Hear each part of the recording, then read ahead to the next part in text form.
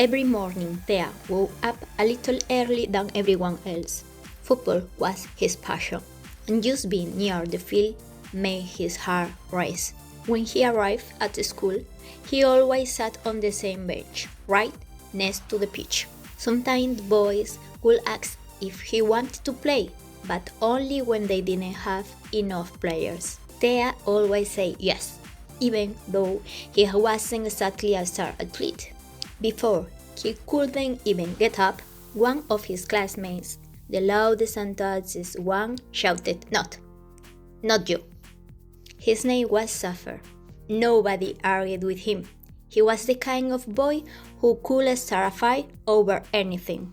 Still, somehow, he's been chosen as the team captain, even though he often hurt others with his temper more than his tackles.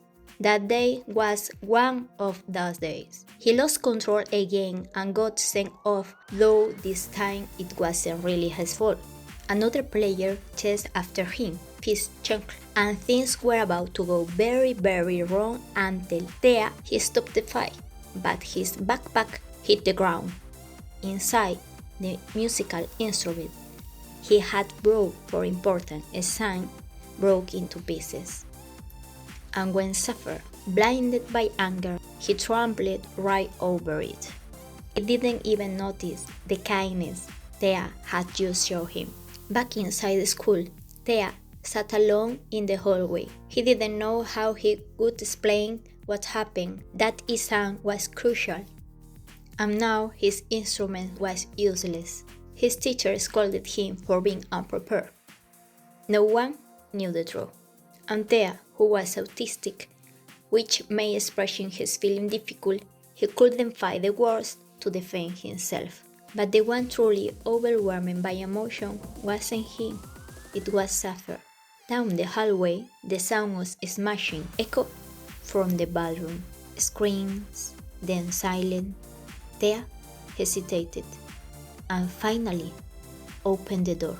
There, on the floor, was Suffer, trembling, bleeding slightly from his hands, surrounded by broken tiles and pieces of a Thea froze.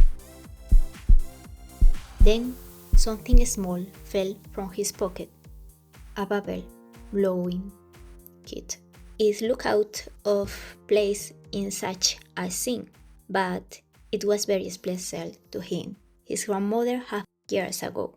Back then, when life felt confusing and words were hard, they could sit together and blow bubbles in silence. That was how autistic Thea learned to breathe again when things felt too much for him.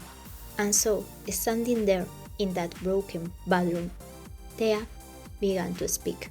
His voice was calm, gentle. He told Suffer how each bubble carries something, a wish, a feeling, a tiny piece of hope. When things go really badly for me, I open my bubble set and blow until I make a very special one. Sometimes it's big, sometimes it's small, sometimes it's shiny like a rainbow. When I find that special bubble, I let it fly and I let it go, believing it will carry what's best for me. When Thea finished his story, the bedroom was silent again. Suffer looked at him, his anger softening in something else. Confusion, maybe pain. Thea could tell he wasn't ready to talk. So he quietly turned to leave, and before closing the door, he said, "Maybe you could try blowing some bubbles." "Get right," Suffer shouted back. "A few blowing bubbles will stop my man from dying." Later, Suffer thought about stopping Thea so he couldn't tell anyone what had happened. But then he overheard him talking to his family. He was explaining how he had failed this exam because her instrument had broken, and he even defended Suffer. He said it hadn't been his fault. Suffer, leaning against a wall, it was time for him to go to the hospital alone, and his greatest fear was to find out how his mother was doing. He pulled something from his pocket. The bubble said. Thea had left it behind on the sink. Sapphire hesitated, then remembered what Thea had said. Why don't you try? Maybe it wasn't such a crazy idea. So he opened it and started blowing with tears streaming down his cheek. On the other side of that same wall, Thea, I hope Sapphire's okay, he whispered, because a big soul never gets tired. For a moment, time seemed to stop, and everything felt still, eternal. Later, Sapphire stood at the entrance of the hospital waiting for someone, an adult, a boy, anyone, to tell him things will be alright. No one came. He walked to the front desk and quietly asked if there was any news. His father didn't know where he was. His mother was there because of something as heartbreaking as a suicide attempt. A doctor finally sat beside him and said gently, "Your mother's doing better. She'll be discharged soon." Wow. The next morning, Thea woke up early, just like always. He went to school to his usual bench by the football field.